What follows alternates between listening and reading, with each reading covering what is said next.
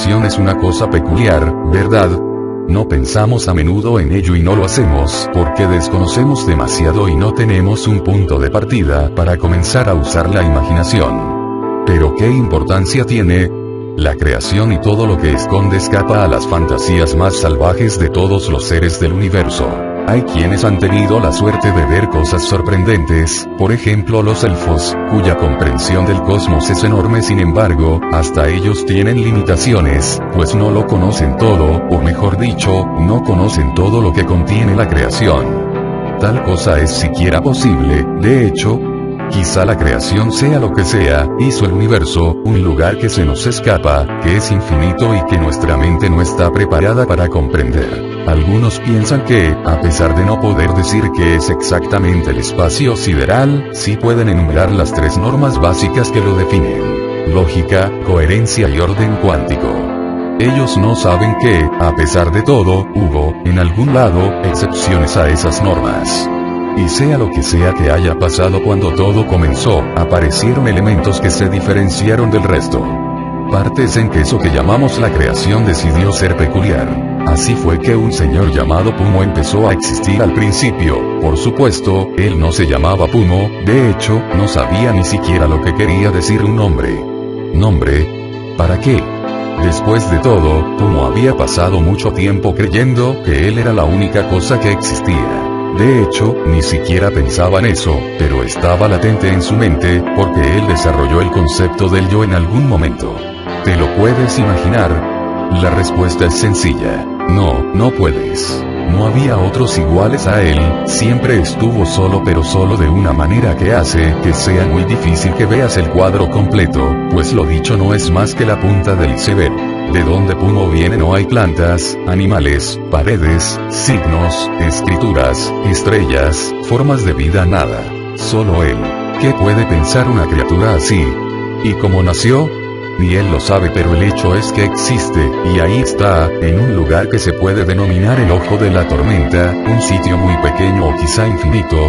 Dentro del hoyo negro, un lugar donde todo era calma. En el hoyo no había ningún otro ser, y fuera de él tampoco, a un equivalente aproximado de 14.000 sistemas solares.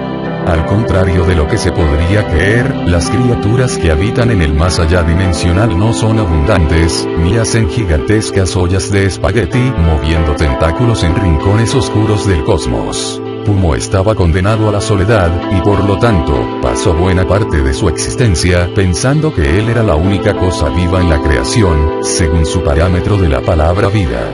Y como una criatura activa y consciente y pensante, Pumo salía de un objeto de aspecto rocoso y oscuro, que era su casita, uno de esos despojos que alguna vez fueron un planeta y que lograron sobrevivir al inflexible trituramiento del caníbal del universo.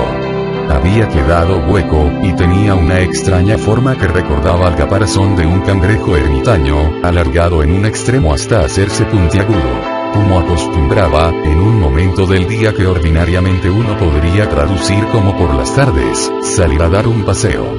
Y es que realmente, además de pensar mucho, no había otra cosa que pudiera hacer. Se iba, se alejaba, describía una órbita circular, y al cabo de un rato, estaba de vuelta en casa. Se metía dentro y se quedaba viendo la pared. Después de cierto tiempo, que nosotros podríamos traducir como el día siguiente, salía otra vez y hacía exactamente lo mismo. A veces se sentía osado y hacía recorridos más largos, pero lamentablemente no eran del todo interesantes porque, bueno, como ya se ha explicado, todo era negro y no había nada. ¿Cuántos años habrá pasado haciendo siempre lo mismo? Nadie lo sabe. Lo cierto es que un día sucedió algo distinto, algo que dio un traumatizante vuelco a todo, a las dos únicas cosas que para Pumo conformaban la vida: sus paseos y su casita. Fue algo que encontró, pero no en uno de los recorridos que solía hacer, sino cuando volvía de una de sus salidas. Lo detectó en la lejanía. Así que, brillando suavemente en la oscuridad, se acercó, curioso. Fue un momento en que todo adquirió una atmósfera melancólica, porque empezó a nevar. Estaba en medio de un campo, con polvo blanco brillando en torno suyo. Pero la realidad muchas veces no es tan dulce, y este era el caso, porque esos bellos copos luminosos no eran nieve, sino restos de una fortaleza espacial atrapada por el hoyo negro. y Pumo veía a su alrededor, impresionado hasta que, frente a él, como si fuera un regalo, cayó lentamente una esfera muy magullada y con los polos aplastados. Una cosa incluso más resistente que su casita, y hecho nada menos que por una especie extraterrestre, no gracias a la ingeniería del universo. Pero Pumo no pensaba nada de esto, él solo veía un objeto. Para alguien que cree que está solo y que ha pasado toda su vida flotando en un vacío oscuro, un objeto es un hallazgo de incalculables proporciones. Una de esas cosas que, para él, ameritaría tomar la agenda y llamar por teléfono a todos sus contactos de haberlos tenido, o de haber existido otros como él. Este objeto, evidentemente construido a partir de una amalgama de metales, se encontraba torpemente abierto por un extremo, como una lata. Pumo debía estar teniendo uno de esos momentos que se conocen vulgarmente como 15 minutos de fama y que lamentablemente se viven una vez en la vida, porque no tardó en darse cuenta de que, dentro de esa pseudoesfera, estaba rebotando suavemente, por la falta de gravedad, otro objeto mucho más frágil. Con eso sumaban dos cosas, y todo en un día. Era demasiado. Pumo estaba ebrio de sorpresas. Era la primera vez en su vida que veía algo así. No en balde. Los agujeros negros no comen todos los días, y pueden pasar cientos, tal vez miles, quizá millones de años sin atrapar nada. Durante la última nevada, Pumo todavía no existía, o quizá no estaba viviendo ahí, su memoria tenía un límite. Con respecto a eso que todavía se hallaba flotando dentro de la pseudoesfera, nosotros podríamos imaginarnos qué era exactamente, pero él no. Era algo que había pertenecido alguna vez a una joven princesa, hija de una raza de sobrevivientes que, sin que él lo supiera, se había extinguido pocos minutos atrás. Pumo lo extrajo lentamente con su pequeña onda telequinésica. Primero lo observó de arriba y abajo, pero después lo tomó y lo puso a flotar frente a sí, como si hubiera estado destinado a ello. Y, de una forma muy cálida e íntima, lo abrió por la mitad. Vio dibujos, algunos estaban coloreados, otros solo esperaban ser tocados por los crayones. Había paisajes, estrellas, planetas, soles. ¿Qué era todo eso? Y la revelación mayor, seres. Estaba dibujada la princesa, entre el rey y su reina. Aparecía el palacio, las naves espaciales, las nubes, el día y la noche. Pumo no daba crédito a sus ojos. No entendía absolutamente nada, pero se hacía ideas. Por todos los cielos, un solo vistazo no era suficiente, y cada vez sentía mayor curiosidad. No podía saciarse. Le tomó pocos segundos aprender a usar algo que nunca había visto, así que empezó a pasar las páginas. Huelga decir que por primera vez en la historia del universo, alguien dentro de un hoyo negro pensó en el concepto de señalador, para marcar los dibujos que más le interesaban y volver a ellos más tarde cuando hubiera visto el resto.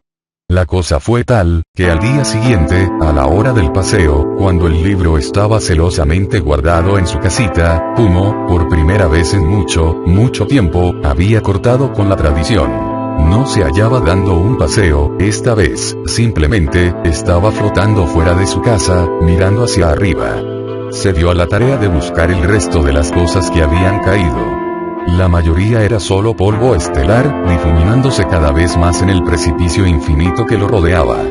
Pero resulta que a lo lejos había otras esferas, y algunas todavía guardaban cierto contenido. Logró abrir una compuerta semiderruida valiéndose de su limitado poder de telequinesis, que era el equivalente de sus brazos y piernas. Afortunadamente, la agresividad del agujero negro le facilitó mucho el trabajo en la mayoría de los casos. En una ocasión, salió volando con una tapa enorme, y del compartimento salieron un montón de joyas y piedras preciosas de muchos colores. Pumo las observó de cerca, pero no eran de su interés. Esperaba ver otro libro. Aún así, todo lo que podía ser rescatado fue rescatado. Se podía decir que detrás de su casita había una especie de garaje, la esfera en mejor estado, donde almacenaba joyas, pedazos de tela malograda y un montón de objetos rotos y sin importancia. Y luego se hallaba viendo, por 50ª vez, el libro. Consumiendo todos los detalles de cada ilustración, confundido y maravillado por las sombras en las ilustraciones, algo que jamás había visto, y la anatomía de seres humanoides. Seres que, de algún modo muy lejano, debían ser, quizá, iguales a él en algo. Finalmente, cuando ya llevaba demasiadas horas viendo cada página, y eso no era suficiente para satisfacerlo, pues había mucho en qué pensar, Pumo observó la tapa, y notó algo que le causó curiosidad. Parece ser que aquel objeto lleno de imágenes, portador de tantas maravillas, estaba por darle otra sorpresa. Había algo circular y no muy grande, incrustado en la portada.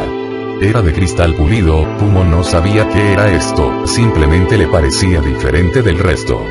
Sobre esta superficie se hallaba reflejado algo que le era familiar. La parte de arriba de su casita, se dio media vuelta y miró hacia arriba. Sí, eso era. Volvió a ver el libro, y luego de moverlo un poco, le mostró esta vez un lugar diferente. La pared de atrás. Volvió a cerciorarse. Parecía ser que a donde fuera que lo apuntara, aquel objeto le mostraba exactamente lo mismo. Llevó el libro afuera y probó la misma cosa una vez más. Con su propia casita. Le mostró exactamente lo que esperaba ver, una versión algo distorsionada de su hogar, reflejada ahí. Pumo comprendió y entonces se le ocurrió el último experimento. Colocarlo frente a sí. El sencillo espejo le mostró, poco a poco, lo que jamás había visto. Entonces, por primera vez, a su modo y sin palabras, él pensó algo muy humano. Soy yo. Subió la vista y vio las letras cursivas que coronaban al cristal, en un grabado especial que debía ser la firma de un artista de otro mundo, pero que para él tenía un significado completamente diferente. Contempló esa imagen durante horas, viéndose en ocasiones a sí mismo, viendo las letras de desconocido significado, en el centro de la nada, oculto ante el universo, frente a él, el hijo extraño de la creación. Voltaire rompió con el flujo cuando abrió los ojos y se sobresaltó. El líquido cayó dentro del cáliz y, gracias a esto, todas las pesquisas de Meynquiert se borraron momentáneamente. Es una estupidez. Rugió. Panek consiguió levantarse de la silla aún antes que Hathor, que todavía era presa de la impresión. Ya, cálmese. Es una idiotez. Maldita sea. El lobo había perdido la compostura. Los pelos de su cabeza se hallaban erizados, y sus ojos verdes poseían un aura aterrorizante. Los apaloquianos lo veían en silencio. ¿Está haciendo todo esto por un maldito libro? Aulló, como si le reclamara a un dios. No lo consiento. ¿Cómo es posible? ¿Cómo puede hacer semejante trabajo por algo como esto? Panek miró con osquedad a Hathor. ¿Es que acaso no has visto todo lo que Meynquiert te ha mostrado, tonto? ¿Tanto te cuesta entenderlo? Es muy importante para él. El elfo cerró los ojos, intentando visualizar en su memoria la portada del libro. El espejo con forma de O tenía que ver con la letra O en Pimpollo y Pumo. Panek lo supo muy dentro suyo. En aquella cultura que vio su trágico final, lo que valía era la última letra de cada nombre, no la primera. No era difícil de conseguir en lo absoluto, dado que otras razas del sistema solar poseían alfabetos que se basaban en representaciones de objetos que se debían armar como un rompecabezas. El espejo con forma de O era solo un tributo a la letra más importante del nombre de su autor, pero para Pumo, el cuadro entero había significado algo completamente diferente. La criatura habría comprendido mucho después la verdad, o quizá lo supuso de alguna manera desde antes de salir del agujero negro, pero no tenía ninguna importancia. Lo que valía era lo que él sintió en ese momento, y el nombre con el que decidió bautizarse tan pronto averiguó la manera de interpretar aquellas letras. Panek se colocó ambas manos a cada lado de la sien, intentando recordar todas las visiones presenciadas hasta ese momento. Ya, se ha calmado. Voltaire se hallaba a un costado de la habitación, con el brazo apoyado en la pared, dándole la espalda a todos. Tenía los ojos cerrados. Vamos a perder Yovedi, nuestro mundo, por un símbolo barato. Panek cerró los ojos y asintió suavemente. Ya, por favor, vuelva. Tiene que ver el resto, más de lo que lo tenemos que ver nosotros. Más que los Halifax, que han perdido a un hijo, más que Hathor, que lo da todo por su causa y, por supuesto, más que yo, que solo me mueve la curiosidad. Sin usted, no tiene sentido en proseguir. Si alguien más hubiera estado ahí para observar a Pumo, no habría sabido cuáles eran sus planes, pero sí habría visto que seguía dándose a la tarea de hacer inspecciones, con la intención de rescatar algo más de la destruida fortaleza espacial. Desafortunadamente, no quedaba más que polvo, y un que otro pedazo de metal flotando ocasionalmente.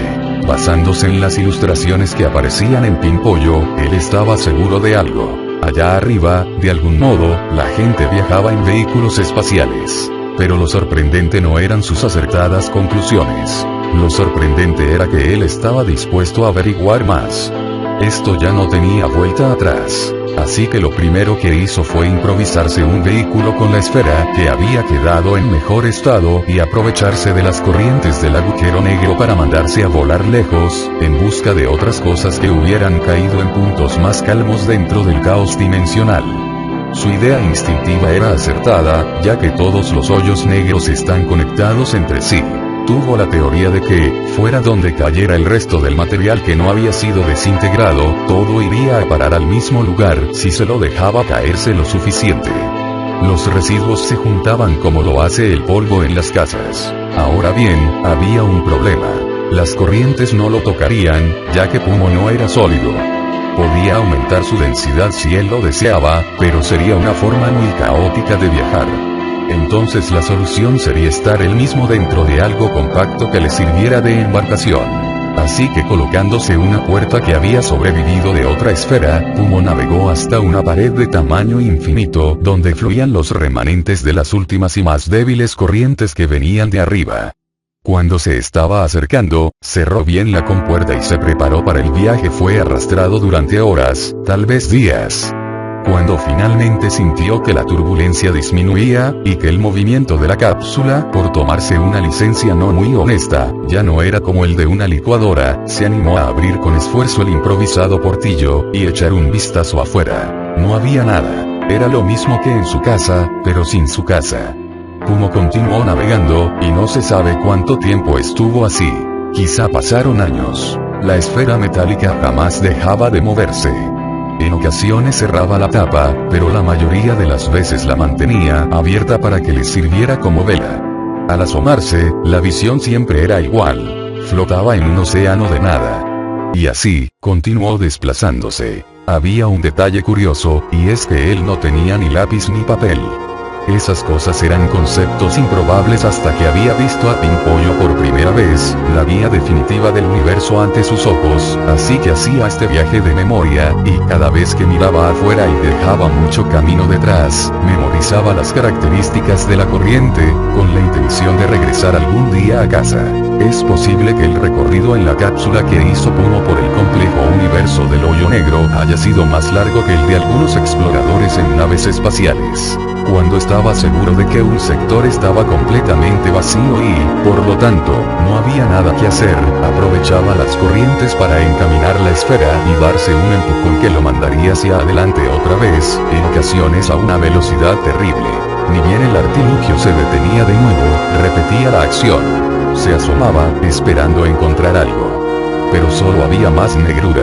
Un día aprendió algo que pasó a formar parte de su banco de memoria y que tal vez fue el primer dato de navegación que obtuvo aparte de las corrientes. Ayudado por la vela, podía ir en cualquier dirección que él escogiera, salvo para arriba. Si intentaba subir, se encontraba con que la presión era definitivamente más alta y, por lo tanto, el material del que estaba hecha la esfera, a pesar de haber sobrevivido la primera vez a semejante huracán de gravedad, seguramente no lo haría la segunda.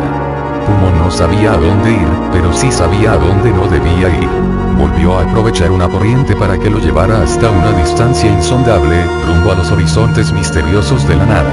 Luego de muchísimo tiempo, se asomó de vuelta, para ver si su suerte había cambiado. Pero otra vez, había puro vacío.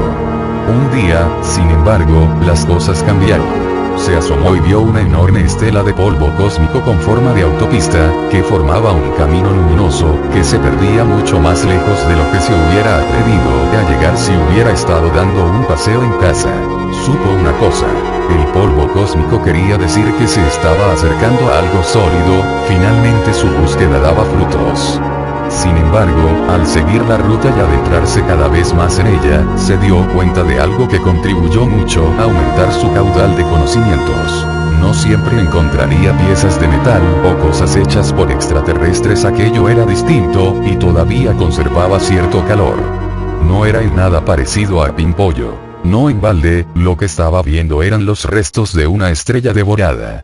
Y lo que era más Las partes que ya se habían enfriado se transformaron en metal líquido gracias al núcleo del inmenso cuerpo que, poco a poco, se iba solidificando.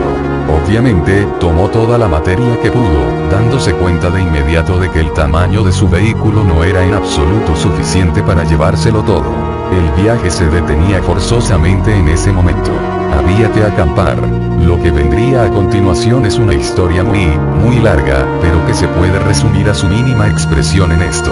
Pumo usó el metal blando no solo para devolverle el aspecto esférico a su primer prototipo de nave, sino además, para crearle apéndices y, válgame Dios, aumentar su tamaño. Capa tras capa, cuidaba siempre de no atirar la entrada, que ahora se había transformado en un túnel. Luego de un tiempo, aquello había llegado a cobrar un tamaño tal, que incluso ante una nave espacial de verdad, hubiera resultado una mole temible. Por dentro tenía muchos espacios huecos y otras secciones destinadas a pabellones primitivos de carga. Pero toda ella estaba llena de alerones enormes que el propio Pumo se había dedicado a construir ayudándose con un rodillo improvisado, lo que antes había sido la vela y puerta de su nave. Debido a sus limitaciones, Pumo iba muy despacio, pero sabía lo que estaba haciendo, y las ilustraciones de Pimpollo eran su inspiración. Para solidificar el metal, ya que era blando y muy maleable, tomaba la pieza y se alejaba de la fuente de calor, o la tomaba y hacía una carrera rumbo a su construcción para adherirla antes de que se enfriara. Fue un proceso penoso, pero poco a poco su trabajo cobraba forma. Cada vez que terminaba, Pumo viajaba de vuelta rumbo a la autopista estelar a buscar más partes. Volvió a construir un inmenso mazacote circular de igual tamaño que el primero, con velas y todo. Y lo volvía a alejar de la fuente de calor, aprovechándose de las brisas cálidas producto de la energía restante del sol extinto. Después volvía y repetía la operación. Estas cosas podían alcanzar el tamaño de ciudades. Por primera vez Pumo contaba, hipotéticamente, con todo el material que quisiera. Así que al final, cuando tuvo muchos planetoides circulando, los acercó nuevamente al calor, y el resultado fue como pegar muchas pelotas en una pirámide. El resultado fue una montaña horrenda. Pumo salió del larguísimo túnel en el núcleo de aquella terrible fortificación, para contemplar su obra. Cuando se sintió satisfecho, no tardó ni 2 segundos en decidir qué hacer a continuación. Lógicamente, construir otro mazacote de esferas gigantes. Se sentía millonario. Y no hay forma de saber cuántas veces repitió lo mismo y lo mismo. Solo que cada vez, aprendía cosas nuevas, y ya sabía lo que era una fuente de energía. Comprendía todas las utilidades que tenía el calor. No solo servía para derretir metal, y hacer que las cosas se soldaran entre sí, sino también para lograr que los objetos se movieran. Total que más temprano que tarde supo que no solo debía llevar material macizo de vuelta a casa, sino además buscar el modo de llevarse la energía. No había transcurrido un segundo cuando se le ocurrió una idea. Encerró una de las rocas ígneas más grandes en una gigantesca y abultada esfera de hierro, en cuyo extremo había un túnel por el cual empezó a dejar caer grandes volutas de metal blando. Al llegar al centro, se evaporaban violentamente. Pumo tenía ahora su propia reserva de gas. Todo lo que él sabía era que si ese vapor entraba en contacto con el fuego, se prendería de una manera espectacular. Si uno hubiera tenido el suficiente rollo de película para filmar el día a día de su trabajo, habría visto que la vía estelar de la estrella desaparecía poco a poco, y las esferas inmensas unidas entre sí aumentaban. Así fue entonces como, después de varios años, inició el camino de regreso a casa. Solo que esta vez, a bordo de esa colosal cosa que se aproximaba a la negrura, y que no flotaba por medio de la vela original, que había quedado enterrada a muchos kilómetros bajo su superficie, sino impulsada por primitivas bocas a propulsión, que hacían fusión con el gas y que la hacían navegar lentamente por la corriente. Si uno hubiera vivido en casa de Pumo, habría visto, después de mucho tiempo, lo que parecía un monstruoso cuerpo celeste opaco y metálico, acercándose lentamente en medio de la nada. Pumo lo dejó varado a cientos de kilómetros y se bajó rápidamente, aproximándose hacia su casita para buscar a Pimpollo. Se pasó el día hojeando el libro nuevamente. Cuando finalmente se puso manos a la obra, y con una ingeniosa reserva de gas que hubiera podido estar ardiendo y desperdiciándose por siglos sin ningún problema, Pumo desmontó poco a poco su abominable obra, y la fue transformando en lo que después parecería una fortaleza. El resto es historia, ¿verdad? Pasó mucho tiempo, pero solito, fue aprendiendo cada vez más cosas. Y lo que era más, después de aplicar simples principios de química que había ido descubriendo conforme hacía experimentos sencillos, dio el siguiente paso lógico y comenzó a producir tecnología básica. Ahora tenía una nave pequeña con la que podía viajar a altas velocidades y que, por supuesto, lo ayudaba a no tener que hacer él solo el recorrido desde su casita hasta el área de construcción. Tal objeto no tenía luces ni computadoras. Era algo así como un monocarril. Pero no se daba abasto a sí mismo.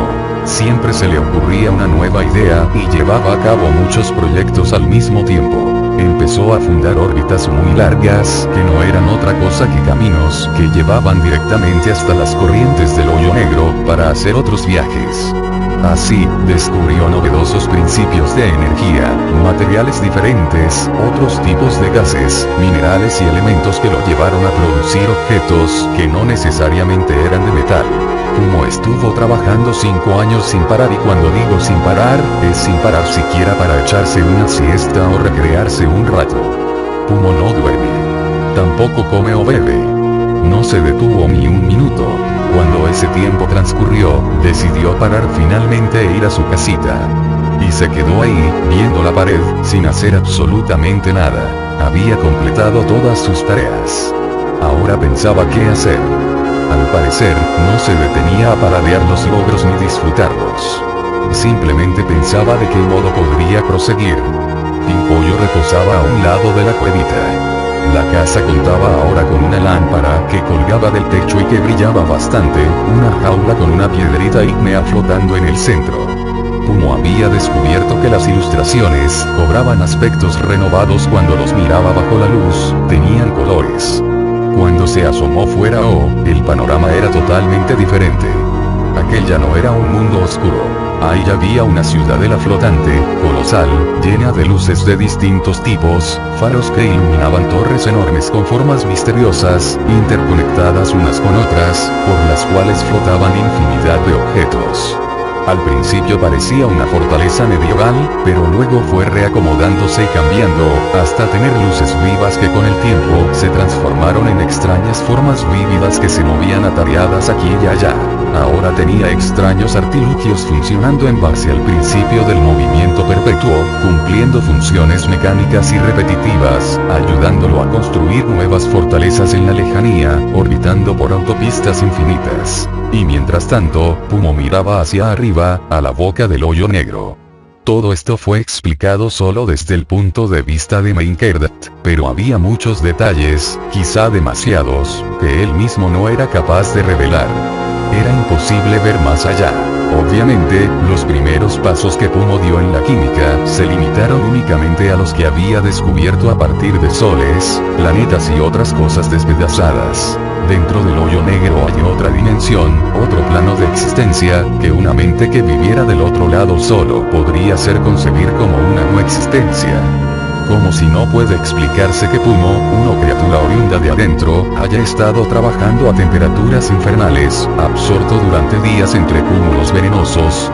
De allí la advertencia final del brillante apaloquiano que tanto quería a Thor. Resonó claro en el cuarto donde 5 escuchaban su testimonio con atención. A Pumo no se lo podía matar. No con un láser, una bala, radiación o impactos de ningún tipo, no se lo podía atacar de una forma convencional y, para los efectos, el medio no convencional para eliminarlo era desconocido.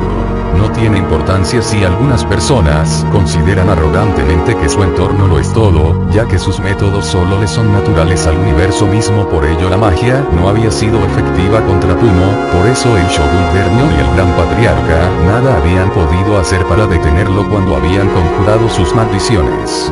Y en mayor extensión, para un plano de poder muchísimo más alto, ni los apaloquianos ni la nigromancia de Masia hubieran logrado absolutamente nada. Pumo le es ajeno al universo. Y por esto, a Thor, es que la caída de la princesa y su fortaleza al hoyo negro, y el encuentro de Pumo con sus cenizas, no fue un milagro o un acontecimiento maravilloso, no fue un despertar ni un renacer, fue un accidente. Fue una catástrofe. Ahora fue Panek quien interrumpió el sueño. El elfo irguió su cabeza y abrió los ojos. Esperó a que los demás despertaran. Atar seguía enojado, se podía ver en su agitada y resplandeciente mirada. Benetnasch y Alkyone fueron los últimos en volver en sí, como si no quisieran despegarse de la memoria de su hijo. Ella los miró compasivamente y formuló una pregunta. ¿Puedo interactuar con el Lycan? ¿Puedo hablarle y hacer una pregunta, mente maestra? Benetnasch no se molestó en hablar. La respuesta fue mental y decidió hacer que resonara en la mente de todos los presentes. Puedes hablar con nuestro hijo por el Lycan, pero será una charla muy limitada. Procura que tu pregunta sea concisa. Panek asistió con respeto. Observó el pilar y se concentró en el plato. Meinkert. La materia oscura pulsó, ella la veía con atención. Meinkert, quiero saber algo muy puntual. Por favor dime. Desde que entró en contacto con Pimpollo y empezó a construir su propia tecnología, pasando por su versión del descubrimiento del metal, la etapa industrial, y más tarde la fisión y la era espacial, ¿cuánto tiempo tardó Pumo en desarrollar la tecnología desde su edad de piedra hasta lo que hemos visto en el presente? El Lycan comenzó a revolverse lentamente, hasta que todos sintieron la voz del apaloquiano susurrar la respuesta. 50 años. Panek no se había dado vuelta todavía para confrontarlos. Su rostro era un acertijo reservado solo para los apaloquianos, quienes estudiaban su cara atentamente. Ator se cubrió la frente con las manos, desmoralizado. Siento un enorme respeto por su enemigo, ya espero que no le importe que lo diga. El lobo sacudió la cabeza, lentamente. Yo también lo siento. Panek empezó a acariciarse la barba, sin decir ni hacer nada. Benetnasch giró la cabeza, vio a su esposa y alargó el brazo hacia ella. Alkyone tomó sus dedos con ambas manos y los sostuvo en su regazo. Ator, por su parte, miraba el suelo. Es un milagro que no te hayas tenido que desatar, musitó Panek. El elfo no contestó, simplemente frotó sus párpados. Ya ha encontrado otro mundo para ellos, pensó, ya no tiene importancia. Voltar tenía la mirada perdida. Los apaloquianos lo observaban, pero el lobo estaba tan ausente que no lo notaba, o quizás simplemente no le interesaba. Meinkert. Todas las miradas se volvieron a Ator. Por favor, cuéntanos todo lo que tengas que decir. Todo lo que has registrado. Y quien no lo quiera escuchar es libre de marcharse. Alzó la vista a Panek. Quiero saberlo todo. Observó a los padres de su amigo, suplicante, en búsqueda de su aprobación. Se los ruego. Solo un poco más. Los apaloquianos se vieron las caras, y cuando pusieron sus manos a cada lado del tabernáculo, y acercaron los dedos al Lycan, Ator les susurró las gracias y cerró los ojos. Hasta este punto, está clara una cosa. Pumo no es parecido a ningún ser que habite en ninguna parte del universo. Ni biológicamente, pues no tiene nada de biológico, ni por los elementos misteriosos que lo componen y lo mantienen existiendo, porque también huelga decir que hay otros seres no físicos como los fuegos fatuos, entre muchos otros. La mejor forma de expresar la diferencia entre él y el resto es decir que Pumo no va a evolucionar de su forma actual jamás. En pocas palabras, no le va a pasar lo mismo que a Ator y los antiguos, quienes a su vez son un espejo de lo que serán algún día los elfos, y de forma parecida pasará también con los ogros, los apaloquianos, los yovedianos por supuesto. La balanza de la creación es justa y rara vez desequilibrada, pues a cambio, Pumo, un ser de inteligencia incalculable, va a seguir incrementando su tecnología hasta niveles insospechados, y es posible que tenga una vida inusitadamente larga para hacerlo. El día que finalmente pudo salir del hoyo negro, y en ese departamento se las vio mucho más canutas que cualquier raza que lo único que tenía que hacer era atravesar la atmósfera de su planeta, hubo una gran conmoción. Lo venía planeando desde hacía mucho tiempo y, después de enviar varias sondas exitosamente, que desde luego le reportaron infinidad de fotos e imágenes del otro lado, decidió que había llegado la hora de enviar la primera nave tripulada al exterior. El detalle es que la primera nave tripulada sería, de hecho, la única, la que lo llevaría a él era una fortaleza alargada y enorme, como la cabeza de un hongo llevada a dimensiones exageradas.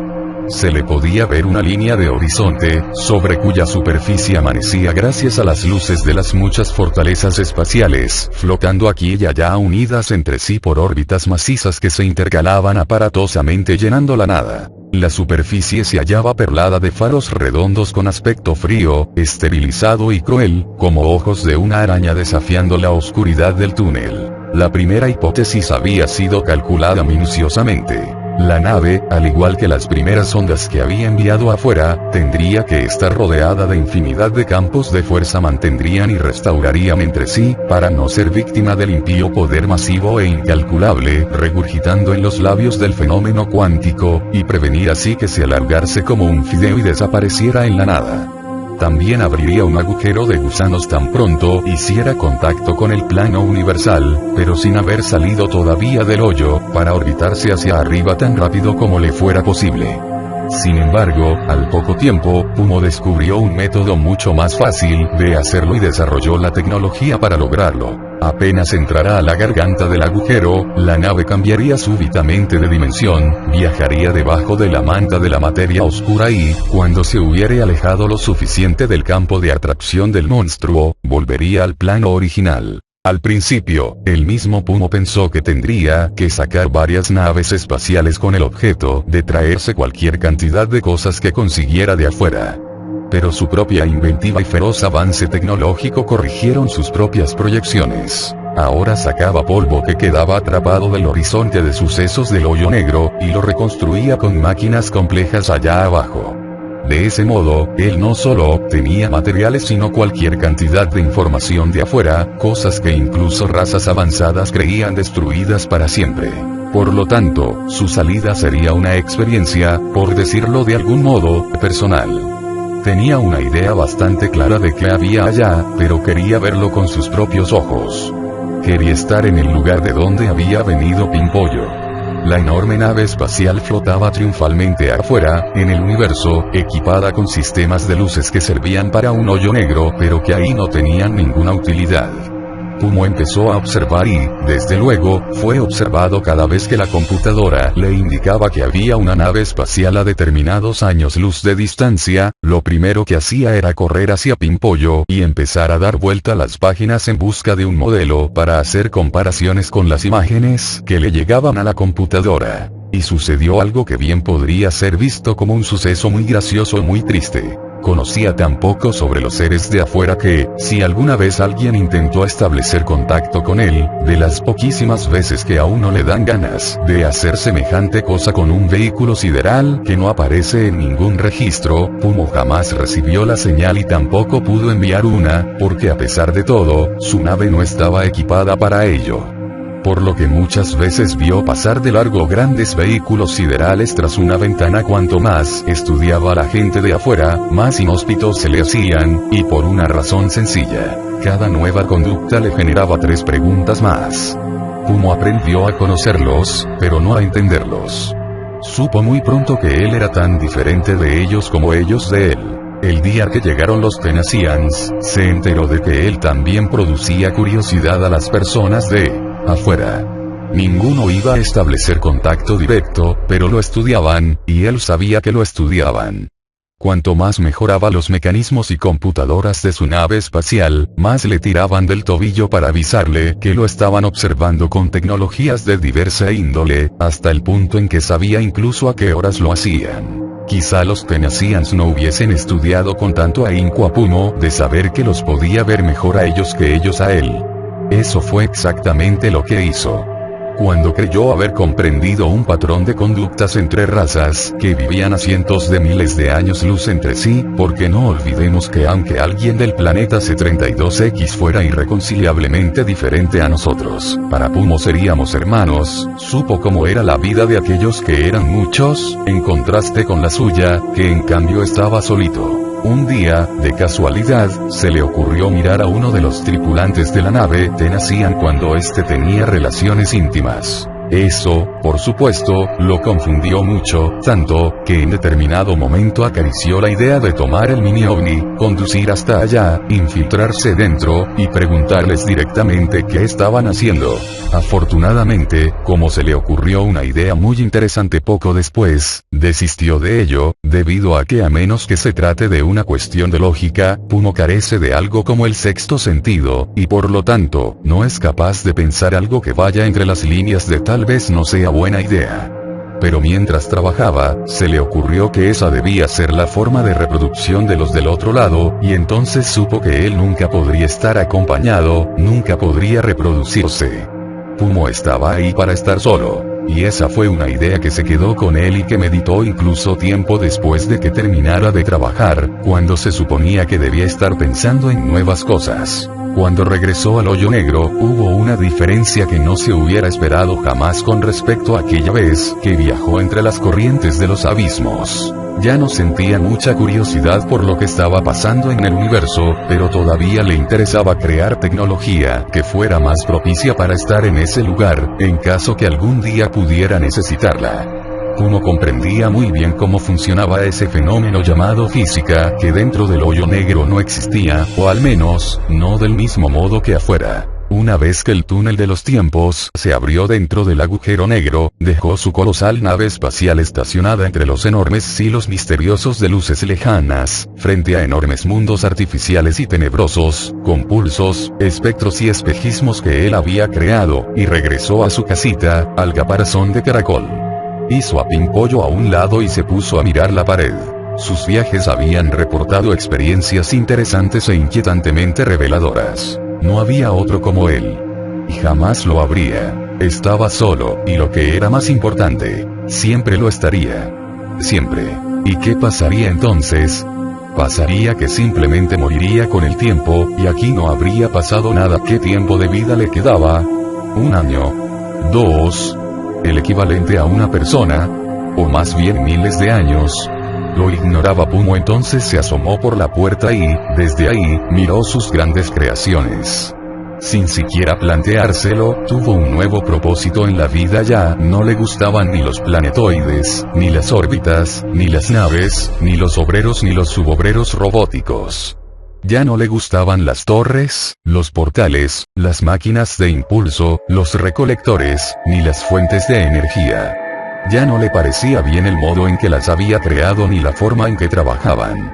Y por sobre todas las cosas, si algún día salía de nuevo del agujero negro, no lo haría en la misma nave espacial. Se le habían ocurrido ahí, en ese instante, muchísimas cosas que podrían mejorarla, además de ideas nuevas que harían otra nave mucho mejor.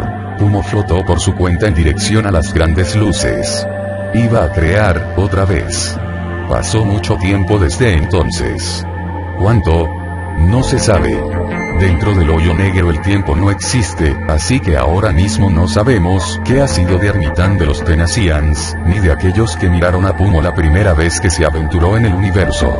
En esta oportunidad se hallaba otra vez afuera, a bordo de una nave espacial que en nada se parecía a la anterior, tanto en forma como en materia. Era un gran objeto alargado y difuso, como algo construido por miles de hilos de luces, que viajaban siempre dentro de un banco de neblina. Era el primer prototipo de un vehículo puramente dimensional, porque de ese modo Pumo podría estar en el universo, pero a la vez dentro del hoyo negro. Asimismo, podría alternar con una tercera dimensión. Un lugar artificial, de su creación, en el que había puesto mucho empeño, pero que valía la pena porque así no tenía que cargar encima con una enorme cantidad de objetos que le podrían hacer falta y que hubieran demandado un tamaño que no era práctico para un vehículo espacial, y que tampoco era bueno tener flotando dentro del hoyo negro, porque era espacio mal utilizado. En cuanto a viajar, Pumo había descubierto que se podía abrir otro agujero de gusanos dentro de un agujero de gusanos, y aunque eso procuraba un viaje bastante más rápido, era muy turbulento, por lo tanto, su modo de surcar el cosmos había cambiado. Era como tomar un inmenso mapa y trazar un punto A y un punto B, y en vez de arrojar un carrito con ruedas por el medio, él lo doblaba, encaraba las letras y abría un hoyo en medio para transportarse directamente. Al menos, podría decirse que algo así era lo que hacía Pumo con la materia oscura, aquello de lo que el universo está hecho. pero dicen que en toda la creación, hay leyes ineludibles para todas y cada una de las criaturas que existen, y que suelen aplicarse en el momento que ellas menos esperan. Lamentablemente, para Pumo, que ya llevaba mucho tiempo afuera, fue así. Estaba estacionado en el medio de la nada, revisando una enana blanca que estaba por unirse con una estrella azul, formando una singularidad cósmica muy extraña, cuando detectó una cuadrilla de naves espaciales a menos de un año luz de distancia, haciendo algo a lo que Pumo ya estaba acostumbrado: observarlo. De hecho, estuvieron haciéndolo por más de una semana. Desde los Tenacians, nadie se había animado a verlo tan de cerca. Solo que ahora se sumaba una particularidad. Cada vez llegaban más flotillas, amontonándose en un cúmulo inquietante, con las narices de sus fortalezas apuntando directamente hacia él. La nave le avisó a Pumo de aquello, pero él no le prestó demasiada atención. No en ese momento. Finalmente la enana blanca y la estrella azul se fusionaron y formaron un nuevo tipo de estrella, que emitía destellos y radiaciones con propiedades completamente nuevas y muy interesantes, y lanzaba chorros de energía estelar. El día que ya no hubo nada nuevo que aprender de ello, Pumo determinó que había llegado la hora de marcharse. Y estuvo a punto de hacerlo, pero le llamó la atención el hecho de que había un escuadrón entero delante suyo. Tanto así, que eran incluso visibles con un telescopio de mediana categoría. Se veían como un enjambre. Esto, por supuesto, le produjo curiosidad.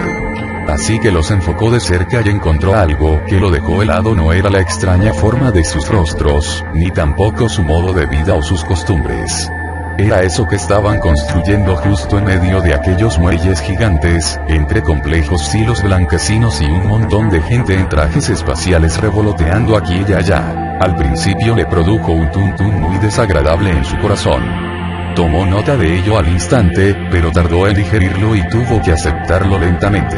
Estaban construyendo una nave espacial. Una muy parecida a la nave robot que él había creado fuera del hoyo negro para recoger muestras interesantes con el fin de llevárselas directamente o colarlas por el tubo, un agujero de gusanos personalizado, con el que los objetos le llegaban como si fuera correspondencia. Viéndola bien, decir que se parecía a su modelo no era exacto. Era idéntica. Como un dibujo calcado. La reconoció rápidamente y, lo que era peor, se fijó que ellos estaban viendo en su dirección no solo para seguir estudiando su nave, sino para empezar la construcción de otros objetos que se iban pareciendo muchísimo a su nave dimensional. En pocas palabras, estaban copiando su trabajo. La primera reacción de Pumo, tal como se ha dicho ya, fue de sorpresa. Pero poco a poco empezó a florecer una emoción que nunca había sentido, y que en magnitud, rivalizaba con aquel sentimiento de profunda sorpresa que había experimentado al ver a Pimpollo por primera vez, o de reconocimiento propio cuando se miró en un espejo. Era enojo. Y lo que era peor, escalaba cada vez más, no tenía fondo. Le empezaron a aparecer rayas con forma de V sobre los ojos, a la vez que la materia de la que él estaba compuesto vibraba sin control. Llegó un punto en el que estaba furioso pero a la vez sorprendido, quería tomar lo que fuera y empezar a hacer registros científicos sobre lo que estaba sucediéndole, pero al mismo tiempo le costaba barbaridades, lo que desembocó en que sintiera todavía más curiosidad. Así que, al cabo de unas horas, sucedieron varias cosas. La primera fue que hizo desaparecer su nave de la vista de aquellos pillos. La segunda, es que Pumo no solo inventó su primer sistema de comunicación estelar, sino que además aprendió a hablar la lengua de esos seres en una hora. Fue así como los líderes de la flotilla recibieron una misiva que venía directamente de su base, una misiva en su propio idioma que, traducido al lenguaje que hasta ahora le hemos visto usar a Pumo, podría verse algo más o menos así. Pocos minutos después, las naves comenzaron a marcharse ordenada, pero rápidamente y se perdieron en el cosmos. Quizá por vergüenza, quizá por otra razón en particular, eso es algo que nunca supo. Sin embargo, en caso de que hubiera sido lo segundo, se debía posiblemente a que aquellas criaturas habían analizado, por medio de su avanzada tecnología, lo siguiente. De haber intentado atacar la nave de Pumo, se habrían encontrado con lo obvio. Un campo de fuerza.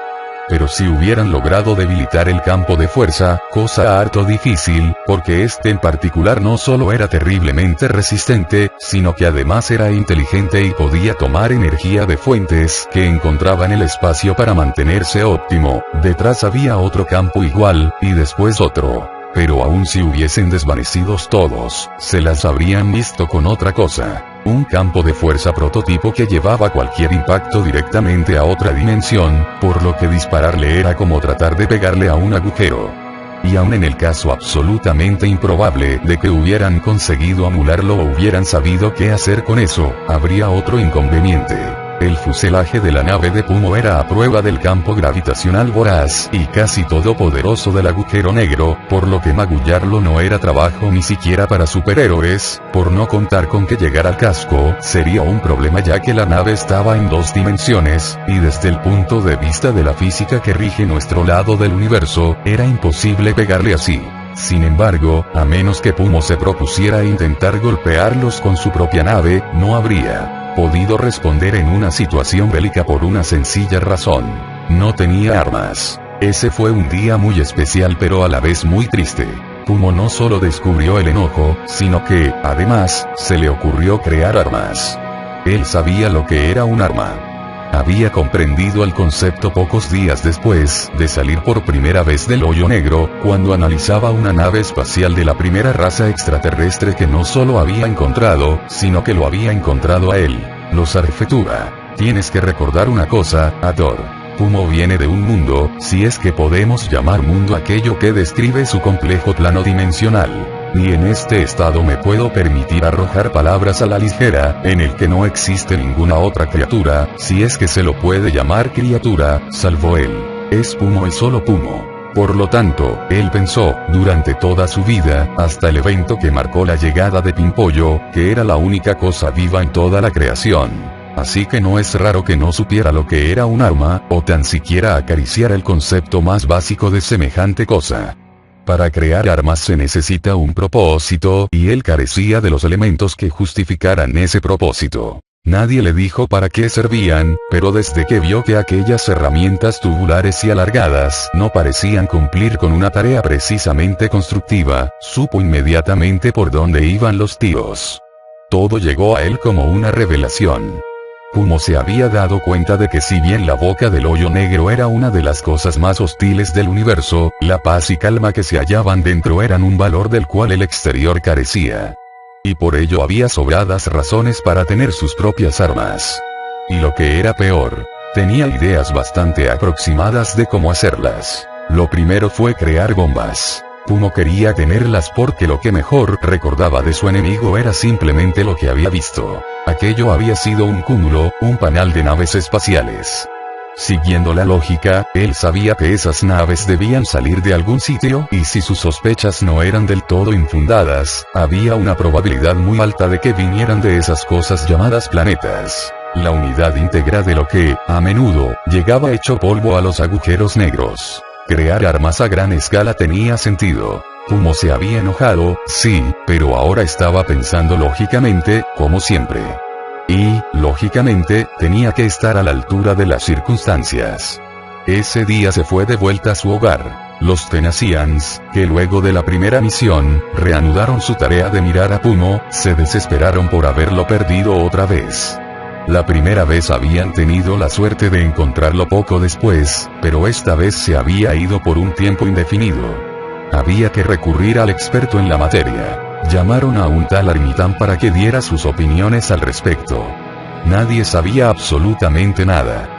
Los poderosos radares Tenacian, algunos adheridos a sondas espaciales que viajaban por agujeros de gusanos y creaban telarañas en sectores de la galaxia, no pudieron conseguir una sola pista de Pumo. Sin embargo, semanas después, no fue Armitán quien tuvo el privilegio de volver a avistar su nave, esta vez completamente cambiada, para su infinita sorpresa, sino su compañero más cercano, Freban. Quizá lo mejor de todo era que los agradables Tenacian, que llevaban un nombre bastante más amenazador que el aspecto que tenían, habían conocido, por vez primera, a otra especie extraterrestre que también era muy vanguardista y que, además, estaba interesada en Pumo.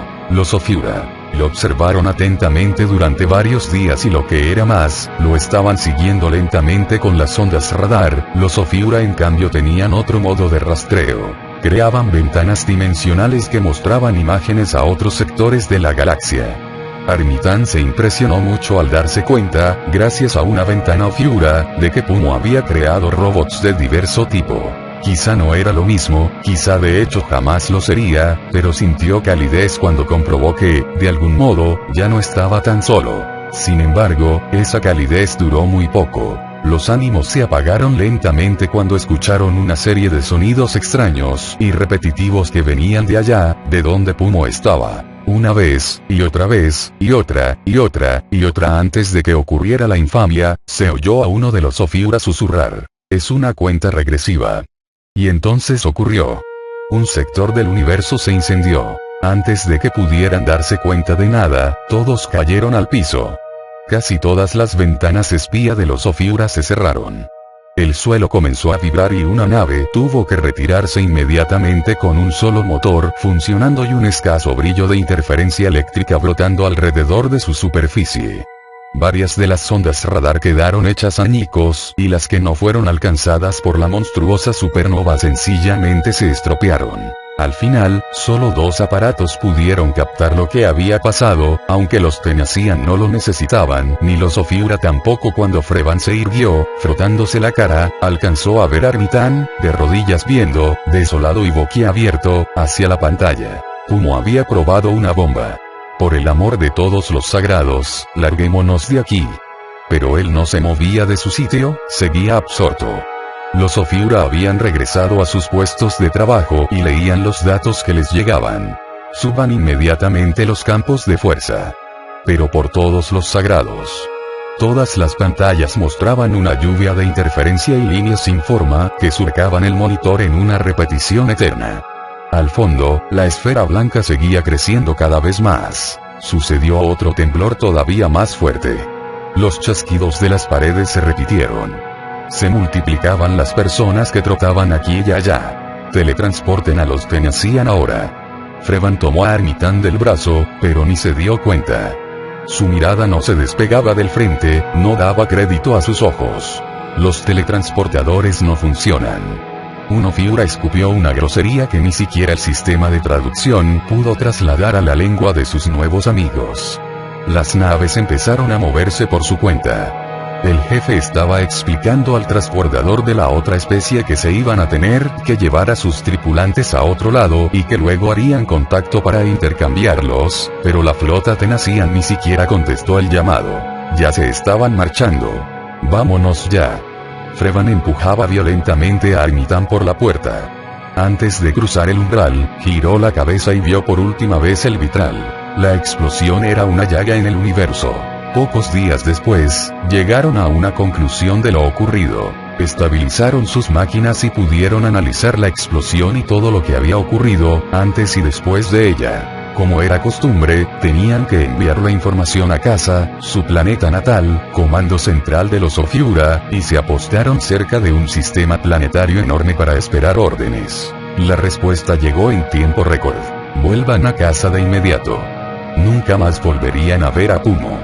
La misión se había terminado. Al momento de despedirse, Armitán fue el más frío. Ni siquiera cuando hizo su reverencia final, ni cuando retornó a la nave y vio a los suyos, ni tampoco cuando llegó a casa y vio a esa persona que él tanto amaba, pudo sacarse esa imagen de la mente, imagen que, como otros grandes descubridores, hizo cambiar su forma de ver al universo. No fue la visión cegadora.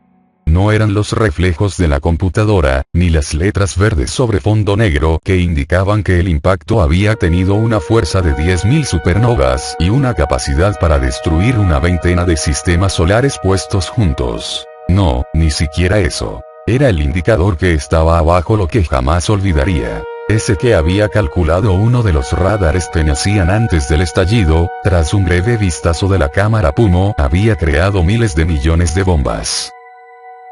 Panek detuvo a Lyken una vez más y se disculpó ante los padres de Meinkerdat, levantando la palma de la mano. El elfo dio entonces la espalda a todos y miró por la ventana, con los brazos apoyados sobre su escritorio. Ator tenía la cabeza gacha, no decía absolutamente nada. Pero por dentro, odiaba lo que sentía otra vez, con todo su corazón. Se odiaba a sí mismo y odiaba saber en qué estaba pensando Panek. Odiaba que tuviera toda la razón, que estuviera en todo su derecho. Voltar se hallaba de brazos cruzados, con la espalda apoyada en el respaldo de la silla, viendo hacia un costado. Su mirada salvaje se había esfumado. Él también compartía el mismo sentimiento. Sabía que en ese momento Ator precisaba su apoyo, pero no era capaz de dárselo, porque estaba demasiado ocupado luchando contra sus propios demonios, y eso era egoísta, sin dudas. Era como un prisionero sin opciones, que debe tragarse sus razones, su nobleza y su orgullo. Dios, cómo le dolía eso. Por ello, todo lo que pudo hacer el lobo fue decirlo lo suficientemente alto como para que Panek lo escuchara. Ator, siento que hayas corrido un riesgo tan grande por nosotros. Lo siento mucho. Dio. Todos giraron la cabeza para ver a Panek.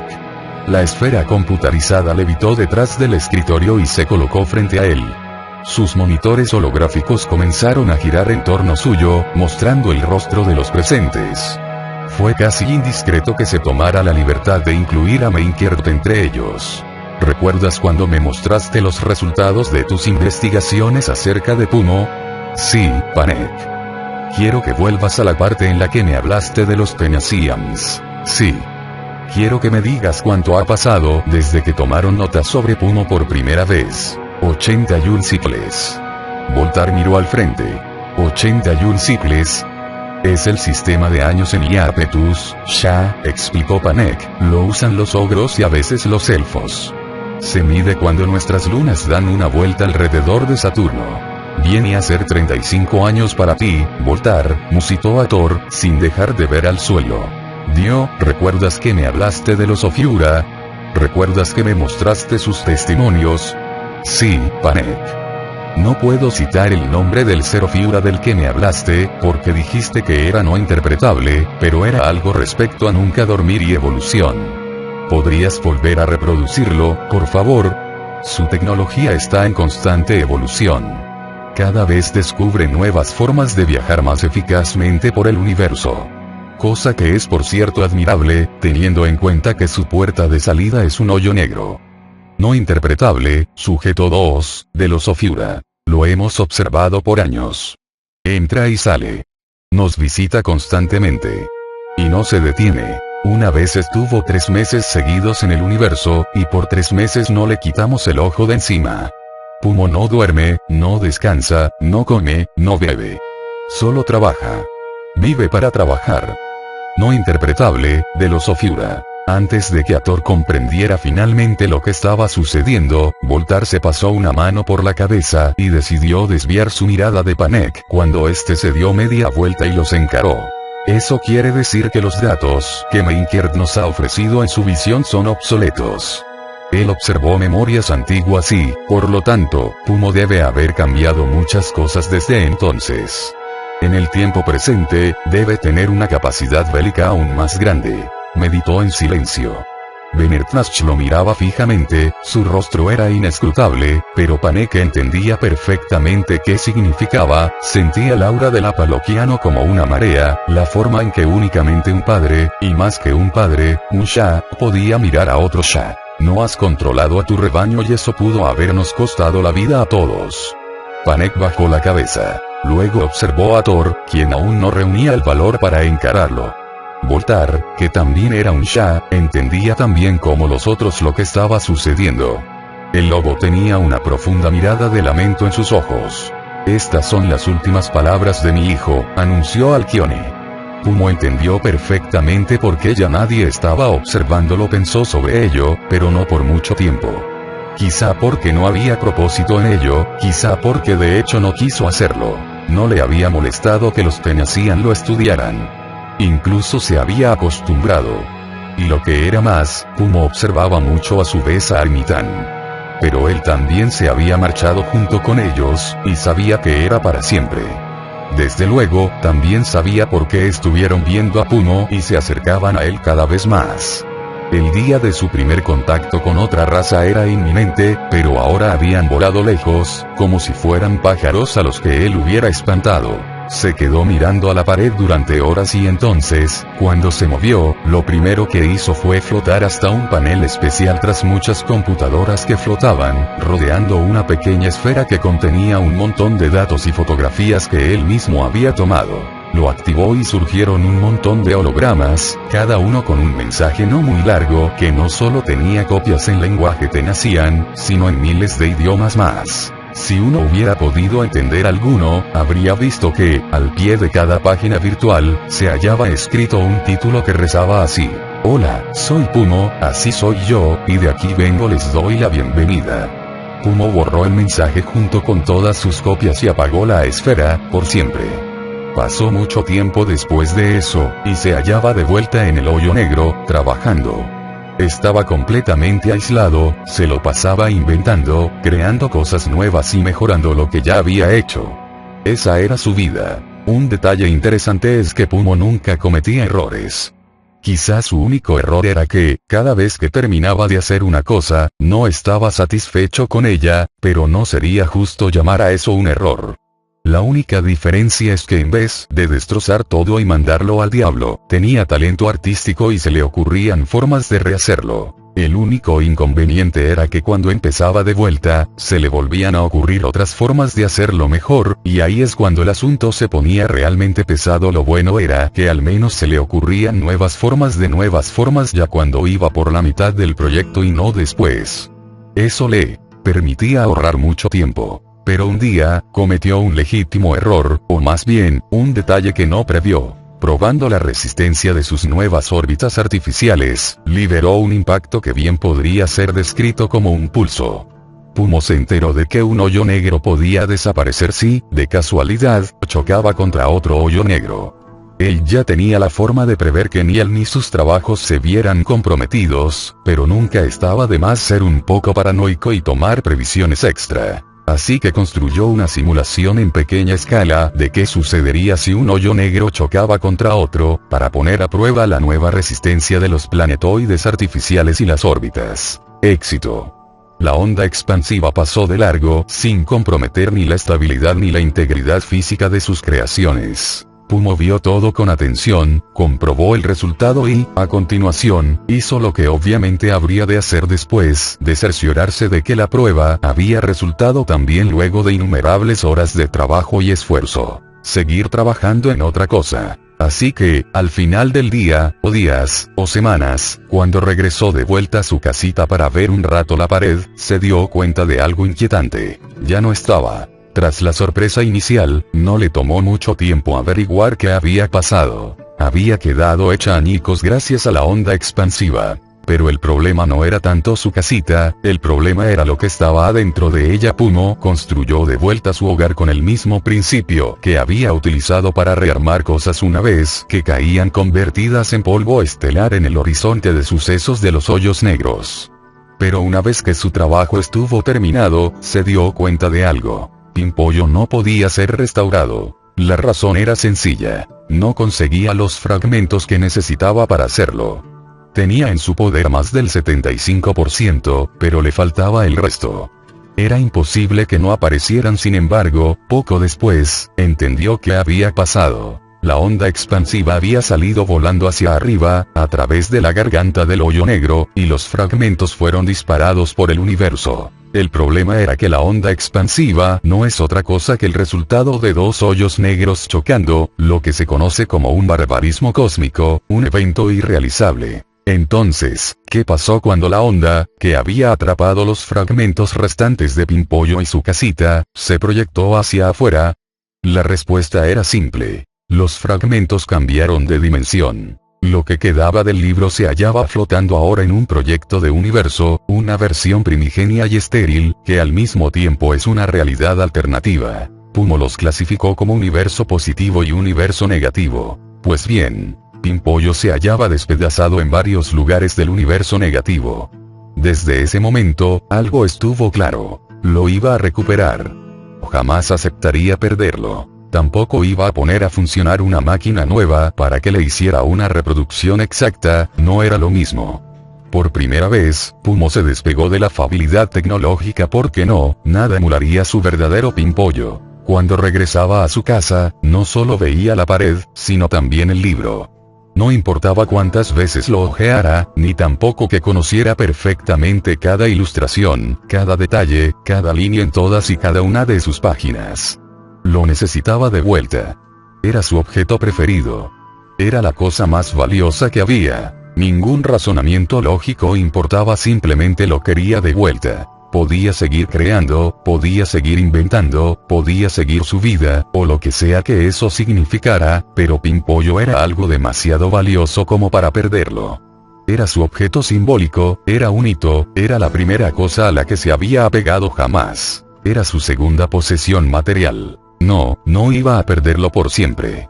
Ni siquiera era algo que estaba dentro de un criterio de razonamiento, y mientras nosotros debatíamos el significado de estos acontecimientos, Pumo ya estaba creando una puerta que le permitiera acceder al universo negativo. Realizó incontables investigaciones y teorías que lo llevaron a descubrir cómo acceder a semejante lugar. Ya tenía el punto de inicio, el suceso eventual. Sabía que el choque de dos agujeros negros abría, allá afuera, una puerta hacia el universo negativo. El problema era que ahora necesitaba hacerlo no cuando se llevaba a cabo una prueba, o cuando sucediera un accidente, sino por voluntad propia. Descubrió que el universo negativo era completamente diferente a cualquier dimensión, incluyendo la suya. Ahí las cosas permanecían inamovibles, cristalizadas. La materia oscura no existía y la gravedad tampoco. Para los efectos, no se podían cruzar planos allá adentro. Se debía acceder de una forma que solo podía ser descrita como un taladro abriéndose camino a través de una esmeralda, y había que recuperar los fragmentos con un cuidado extraordinario porque, además, huelga decir que Pumo se enteró de que lo que quedaba destruido en el universo negativo quedaba destruido para siempre. Dejaba de existir en toda la creación concebida, incluyendo los hoyos negros. Otro dato. No podía utilizar una puerta portátil para abrirla a su antojo al sitio que necesitara. Pumo debía ir al espejo o representación alternativa del lugar exacto en el universo positivo, conocido también como universo real, donde los fragmentos habían quedado atrapados en su representación del universo negativo, y extraerlas desde ese lugar exacto. Necesitaba crear una puerta para la ocasión, dependiendo del sitio donde estuvieran los fragmentos restantes. Ator, esto supone un ejercicio mental muy grande para mí porque en nuestro sistema solar nadie conoce los conceptos que intento explicarte, pero confío en que alguien más te ayudará en caso de que tengas una duda. Nosotros nunca supimos que existía un universo negativo. Pero eso no quiere decir que a estas alturas sea difícil atar cabos. ¿Recuerdas esa construcción enorme, al lado de Solares? Lo que pensábamos que iba a ser una fortaleza inmensa y que empezó a construirse desde el fondo de 4 cráteres. Bueno, fueron abiertos para erigir la puerta. Esa inmensa cosa que atacamos aquel día es una. Y mientras recibes este mensaje, sigue construyéndose. La dificultad para lidiar con el universo negativo es tal que debemos estar agradecidos. Por ello hemos tenido tiempo. Pero se agota, Ator, y Pumo conseguirá eventualmente completar su trabajo, tal como lo ha hecho siempre. No sé si has conseguido una solución para este problema, pero te diría lo mismo que te dije cuando viajamos con la Sovexet alrededor de Yovedi. Tu oportunidad vuelve a ser la misma, si quieres poner marcha atrás y escapar, hazlo ahora. Si no lo haces, y como te conozco, sé que no lo harás, te aconsejo algo, tanto por lo que te he dicho, como por lo que estoy por decirte. Necesitas poner toda la atención posible. Evita una confrontación directa con Pumo. Puede parecer una profanación comparar su ciencia maligna con los antiguos y sobre todo contigo, que eres el más poderoso, el último. El absoluto. Pero Pumo sabe que eres un dios. Él te ha visto más de lo que tú crees. Si él pensara que corre peligro, estoy seguro de que hubiera abandonado el proyecto y se hubiera marchado, pero no lo ha hecho, y eso solo me lleva a pensar que tiene un plan, que sabe qué hacer si te liberas y te transformas. Ator, ten cuidado. Sé que es difícil pedírtelo, pero debes pedir ayuda a Panek. Él sabrá ayudar y, sobre todo, estoy seguro de que en el fondo querrá hacerlo, aun si sus sentimientos hacia ti son encontrados. Él todavía te ama. Si él y yo pensamos igual, sé que su solución se basará en algo completamente diferente a lo que hasta Entonces fueron nuestros planes, nuestra excusa es que no sabíamos nada, pero está claro que una confrontación directa con él es una locura. ¿Quieres saber qué son realmente los cubos obreros que casi destruyeron a la Soviet? Instrumentos microbios. Herramientas que construyen y hacen lo que sea. Para Pumo, haberlos usado como armas es proporcionalmente igual a haberse puesto a arrojar tuercas. No te imaginas lo que hay más allá. Estoy llegando rápidamente a la recta final, así que, por favor, presta mucha atención. Te voy a hablar sobre los Kavalarians, la última raza atacada antes de que llegara el turno de Yovedi. Vivían en una cadena de planetas que hacían una espiral, en cuyo centro se hallaba la fuente de energía, o el gran cristal. Este proveía a todos de luz, y hacía los días hermosos en todos y cada uno de los mundos habitados por los Kavalarians. Ver sus cielos era un espectáculo fascinante, porque podían estar flotando millones de vehículos espaciales, literalmente, sin que ninguno chocara. Habían poblado la tierra y el firmamento. A menudo pasaba una nube artificial sobre la que se hallaba construida una edificación hermosa. Un castillo, un palacio o una pirámide, con faros de luces bailando a su alrededor. En los mares había cúpulas inmensas, sobresaliendo del agua desde donde se observaban cosas que uno esperaría ver no solo en un escenario futurista sino, además, en un cuento de fantasía. Nacer Kavalarian era un privilegio. ¿Quién sabe? Quizá ya volvían al universo las personas que habían tenido una vida bondadosa en mundos menos avanzados. Un chico Kavalarian tenía una infancia hermosa. No hay como maravillarse lo suficiente ante la libertad que tenían. Podían tomar una moto espacial que los llevara a pasear a otro planeta, o ir donde quisieran. Tenían incluso bares y discotecas flotando en el vacío, sobre islotes perfectamente construidos. Algunos se hallaban incluso en los aros de un planeta pequeño vecino de los más grandes. ¿Te imaginas la vista? Complejas luces de neón, fuegos de artificio resplandeciendo aquí y allá en el espacio exterior, una autopista sideral compleja y libre. Si uno deseaba ir abajo, a los planetas, se encontraba con enormes y hermosas ciudades. Algunas para vivir, otras solo para entretenerse siempre. Los Kavalarian habían creado incluso metrópolis exclusivamente nocturnas, ya que habían conseguido controlar las rotaciones de sus planetas. Las ciudades del día o del crepúsculo tenían grandes edificios por donde caían cascadas. Las calles eran de cristal, los trenes volaban y se entrelazaban con las torres hasta llegar a su destino. Los subterráneos eran sitios grandes y huecos, con muchas luces y fiestas, en los que siempre había seres celebrando y bañándose en gigantescos lagos. Había otros lugares más tranquilos con mesetas y montañas, llenas de niebla y mucho verde, donde no era raro ver personas sobre nubes o plataformas con bibliotecas flotantes, sumergidas en sus proyectos o estudios, o simplemente, retirándose del mundo. Y ahí, en el medio del campo, se hallaban dos niñas sentadas con unos ojos de color violeta intenso, una a espaldas de la otra, recogiendo los cabellos de su amiga con sus finos dedos, y peinando las suaves y blancas alas que tenía a los lados de su cabeza, que eran apenas más cortas que sus brazos, y que se mantenían extendidas. Pero en ese momento la visión de ambas se nubló y cayeron al suelo tras un estruendo pavoroso. Intentaron cubrirse mutuamente. Una estaba lastimada, el impacto la hubiera hecho volar por el aire, de no ser porque su amiga se aferró a ella. Luego otra sacudida. Ambas tuvieron tiempo de gritar.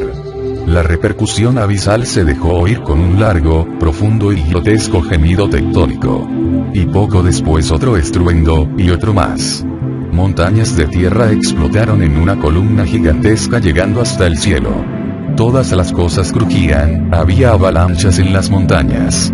Una de las chicas pensó que eran meteoros.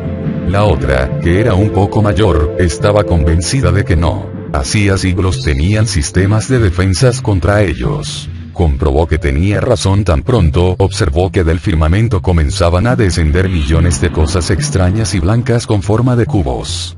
Tuvo miedo. Aferraron sus manos. El único consuelo era saber que había muchos más que lo habían notado. Sería imposible si no.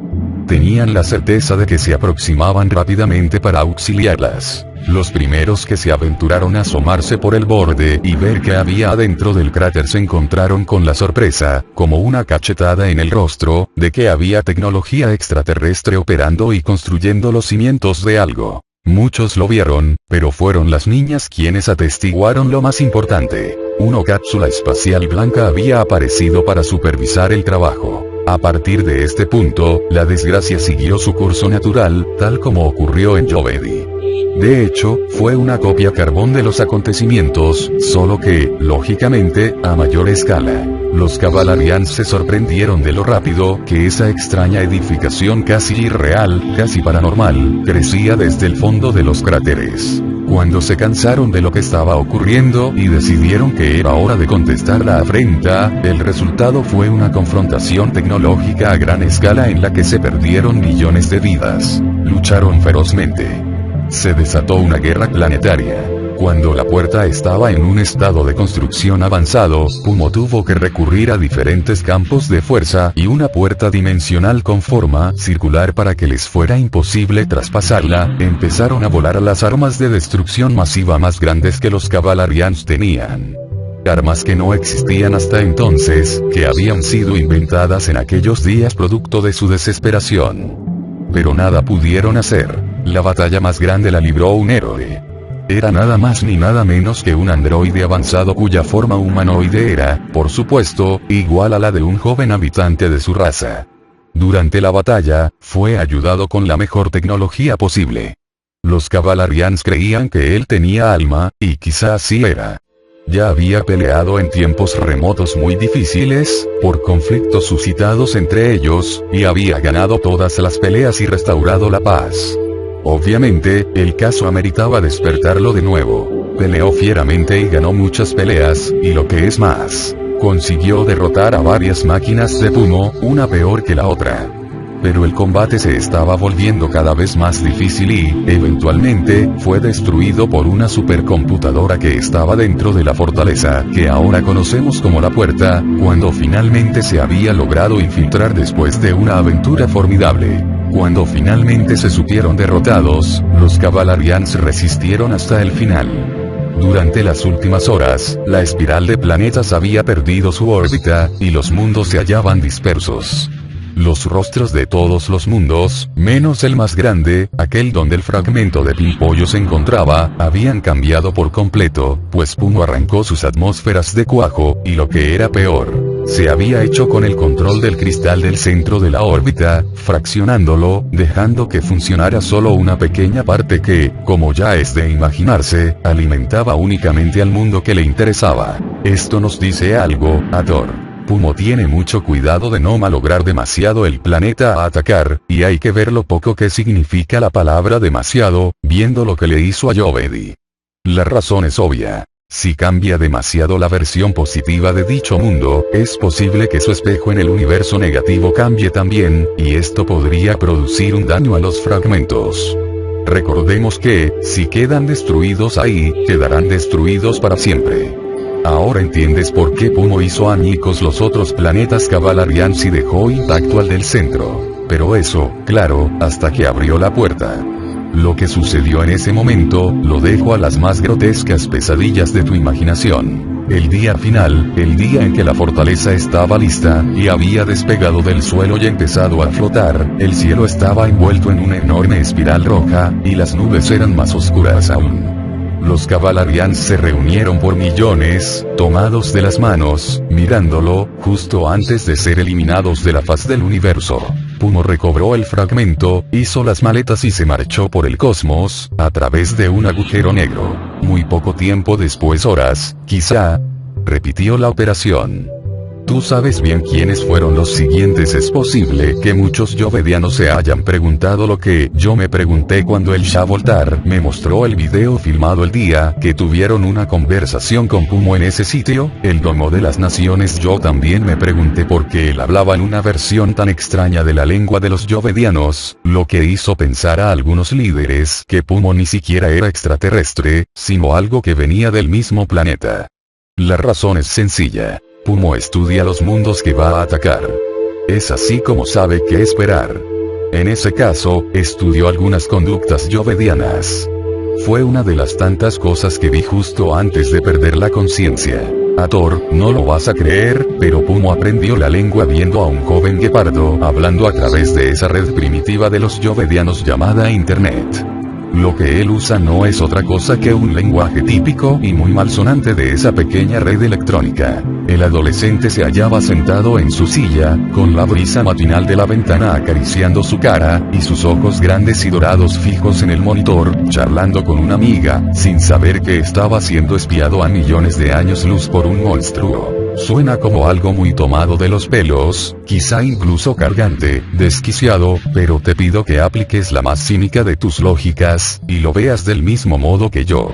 Para Pumo, los yovedianos somos, porque así nos percibe a todos, como hormigas.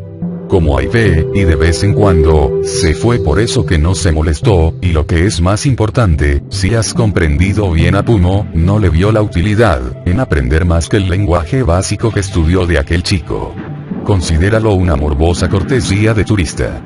Pumo aprendió un lenguaje, sí, pero no uno convencional. Aprendió, sin saberlo, la lengua cibernética, creyendo que sería convencional para el resto del planeta. A veces, ser extremadamente brillante puede provocar errores extraños, y esto es algo que quiero que el Shah Voltar sepa. Cuando pronunció un LOL en el domo, ante aquel general que lo amenazó con arsenal nuclear, Pumo no se estaba burlando de él ni de nadie, sino que, acorde al básico lenguaje cibernético, era la única respuesta que podía ofrecer considerando los hechos. Pumo sabía lo que significaba, indudablemente, pero solo podía replicar de ese modo. Él únicamente estaba tratando de encajar la réplica más adecuada con el lenguaje que estaba trabajando. Es así como todo lo bufónico del asunto queda completamente anulado para dar pie a algo peor. Pumo no tiene absolutamente nada de simpático.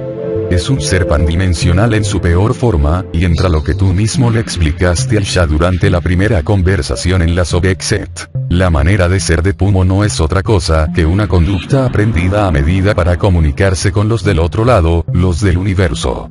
Obviamente, nosotros tuvimos el infortunio de conocer al Pumo de Yovedi, o al Pumo para Yovedi.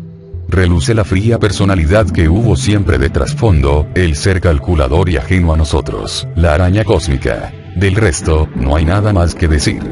He cumplido. Siento un alivio infinito por ello, Ator, pero me desvanezco, y sé que ahora mismo me estás llevando al sistema solar. Puedo sentir los ruidos de la Sobexet aquí, en la oscuridad de mi mente. Puedo sentir que se mueve, puedo escuchar el agujero de gusanos. Y lo que es más, sé cuando estás cerca de mí, y sé cuando estás orando por mí. Lo he sentido, sé que estás conmigo. Quiero que sepas que tu decisión ha sido buena. Gracias por llevarme de vuelta a casa. Ten cuidado y considera lo que te he dicho sobre Panek. Mándale mi cariño a Cesat, a Bastet, a Neftis. Diles que hubiera querido enviar un mensaje especial para cada uno, decirles cuánto lo siento y contarles los buenos momentos personales que pasé con ellos. Pero mis energías debían concentrarse en lo más importante, y lo más importante es lo que te he dicho. Diles que los quiero mucho, Ator. Fueron parte de mi vida. Te mando un abrazo muy grande con la última de mis fuerzas. Estoy orgulloso de ti y lo estaré hasta que me extinga. Adiós, Ator. Hasta siempre. El elfo lloraba. No dijo nada. Se limpió la cara con el brazo. Lo siento, se excusó, pero quiero estar solo. Sin embargo, apenas intentó levantarse, Panek lo detuvo. Quédate aquí. Ator le dedicó una mirada de odio. He tomado una decisión y es algo que necesitas saber.